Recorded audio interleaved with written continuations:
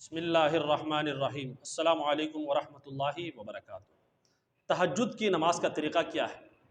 اس کی ٹائمنگ کیا ہوگی؟ کب سے تہجد کی نماز کا وقت شروع ہوتا ہے اور کب تک رہتا ہے؟ کتنی رکعتیں ہوگی؟ کیا کوئی خاص صورتیں ہیں ان رکعتوں میں پڑھنے کے لیے، یا کوئی بھی صورت آپ پڑھ سکتے ہو؟ یہ وہ تمام مسائل ہیں جو انشاءاللہ تعالیٰ آج کی اس ویڈیو میں آپ کو بتانے والا ہوں۔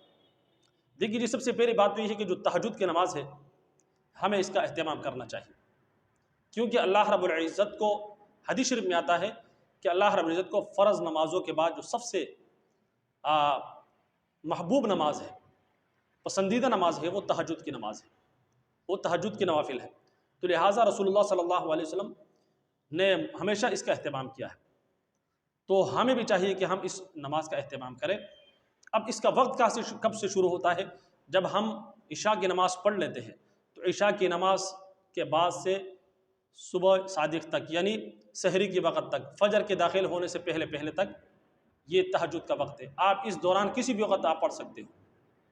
بعض لوگ یہ سمجھتے ہیں کہ اس کے لیے سونا ضروری ہے، سونا کوئی ضروری نہیں، البتہ افضل یہ ہے کہ اگر سویا جائے تو اس کے بعد آپ پڑھیں تو یہ افضل ہے۔ ویسے اگر آپ نہیں سوئے، آپ نے عشاء کی نماز کے بعد پڑھ لی تو بھی یہ جو ہے تہجد کا نماز ادا ہو جائے گا۔ لیکن یہاں پر جو بات ہے وہ افضلیت اور غیر افضلیت کی ہے، کہ اگر کوئی آدمی جو رات کا آخری پہر ہے اس میں اگر تہجد کی نماز ادا کرتا ہے تو یہ زیادہ افضل ہے، اس میں زیادہ ثواب ہے۔ لیکن اگر کسی نے پہلے پڑھ لی تہجد کی نماز تو وہ بھی نماز ادا ہو جائے گی، اس پر بھی آپ کو ثواب ملے گا۔ اب رہی بات کہ اس کی رکعتیں کتنی ہے، نیت کیسے کی جائے گی؟ تو دیکھیے، جو ہم نوافل پڑھتے ہیں یہ اصل میں نوافل ہی ہے۔ تہجد کی نماز کون سی نماز ہے؟ یہ نوافل کی نماز ہے۔ آپ جو ہے اس طریقے سے نیت کریں کہ نیت کرتا ہو 2 رکعت تہجد نفل کی، پھر اس طریقے سے آپ 2 رکعت پڑھ لیں۔ اب پہلی رکعت میں کیا پڑھ لیں، دوسری رکعت میں کیا پڑھ لیں، مخصوص صورتیں ہیں؟ بالکل ایسا نہیں، آپ کو جو بھی صورت یاد ہے آپ پڑھ سکتے ہو۔ مثال کے طور پر آپ کو کوئی بھی صورت یاد نہیں، صرف سورہ اخلاص قل واللہ احد صورت یاد ہے تو آپ دونوں رکعتوں میں بھی وہ پڑھ سکتے ہو۔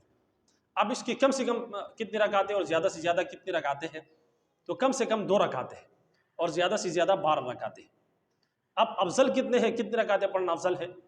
جو احادیث میں ثابت ہے رسول اللہ صلی اللہ علیہ وسلم سے، اکثر آپ صلی اللہ علیہ وسلم 8 رکعت جو ہے وہ تہجد کی نماز پڑھا کرتے تھے۔ تو لہٰذا کوشش کریں کہ آپ 8 رکعت ادا کریں۔ ویسے اگر آپ نے 2 رکعت بھی ادا کر لی تو آپ کی تہجد کا نماز ادا ہو جائے گا، لیکن افضل غیر افضل کی بات ہے، تو افضل یہ ہے کہ آپ 8 رکعت ادا کریں۔ اس کے علاوہ ایک مسئلہ یہ بھی ہے کہ اگر کوئی شخص ایسا ہے جس نے فرض نماز کے بعد 2 رکعت سنت اور وتر پڑھ لی، کیا اس کے بعد وہ تہجد کی نماز ادا کر سکتا ہے؟ تو بالکل ادا کر سکتا ہے۔ اگر کوئی شخص ایسا ہے کہ جس کو رات کا معمول ہے، وہ روز اٹھتا ہے تہجد کے لیے، تو اس کے لیے بہتر یہ ہے کہ وہ وتر کی نماز مؤخر کر دے، صرف 4 رکعت فرض پڑھے اور 2 رکعت سنت پڑھے، اور وتر جب اٹھے تہجد کی نماز ادا کرے، اس کے بعد وتر ادا کرے، اس کے لیے افضل یہ ہے۔ لیکن اگر کوئی شخص ایسا ہے جس کا کوئی معمول نہیں ہے، روز اٹھنے کا معمول نہیں ہے، اگر کبھی کبھی اٹھ جاتا ہے کبھی نہیں اٹھتا، تو ایسے شخص کے لیے بہتر یہ ہے کہ وہ 4 فرض کے بعد، عشاء کی 4 فرض کے بعد 2 سنت اور پھر اس کے بعد وتر ادا کرے۔ اس کے بعد جو ہے اگر رات کے وقت کسی بھی وقت اس کی آنکھ کھل جائے تو وہ تہجد کی نماز ادا کر سکتا ہے، اس کو ثواب ملے گا۔ اس کے لیے کوئی ضروری نہیں ہے کہ آپ وتر آخر میں پڑھو۔ اگر جس نے وتر پڑھ لی وہ جو ہے وہ تہجد کی نماز ادا نہیں کر سکتا، ایسی بات بالکل نہیں ہے۔ آپ نے اگر وتر کی نماز ادا کر بھی لی ہے تو اس کے بعد بھی آپ صبح صادق تک، یعنی سحری کے وقت تک، فجر کے وقت کے داخل ہونے سے پہلے تک آپ اس دوران تہجد کی نماز ادا کر سکتے ہو۔ امید کرتا ہوں یہ جو جتنے مسائل پوچھے گئے تھے آپ کو سمجھ میں آ چکے ہوں گے۔ اللہ رب العزت سے دعا ہے کہ اللہ رب العزت ہم سب کو تہجد کی نماز پابندی کے ساتھ ادا کرنے کی توفیق عطا فرمائے۔ اجازت دیجیے، السلام علیکم ورحمۃ اللہ وبرکاتہ۔